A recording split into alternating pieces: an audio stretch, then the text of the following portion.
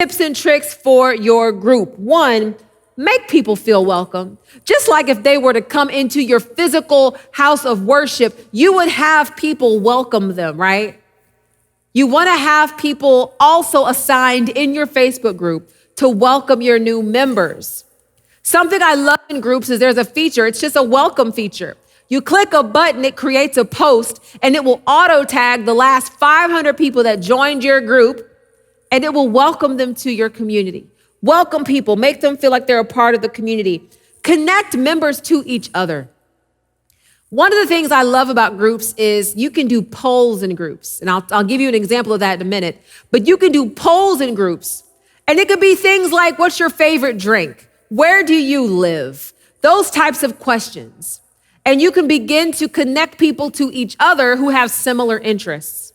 And that's part of ministry. Third and most important, facilitate conversation. Think of yourself as the host in that space. Again, it's your living room. It's the place where people are coming to get to know you and you're getting to know them and they want to get to know each other. So facilitate conversation. The fourth and most incredible product that I wanted to share with you is learning units.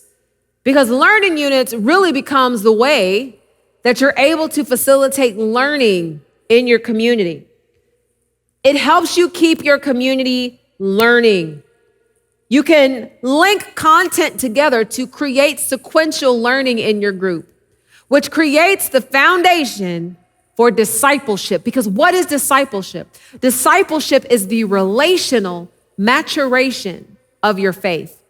A few tips and tricks for units. One, you can segment sermons into parts. Something that my husband or I will do, if I preached or he preached, we'll actually break our sermon down into parts and we'll create learning units. So let's say, for example, I'm teaching on prayer. Well, I'll break my sermon down into 3 or 4 parts and people can take each part as a unit. And on the back end of the unit, I see analytics. So I see who actually finished each part of the learning unit. And I'm then able to encourage them to keep going if they stopped.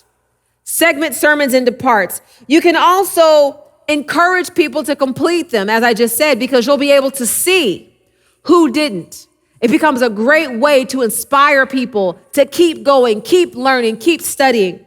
And then thirdly, you can arrange your content around themes. It doesn't have to be all theology and doctrine. You can create learning units around things like local recommendations, recipes, all types of things. But learning units allows you to help people learn together. Why? Because that is the goal of digital discipleship, helping people learn together.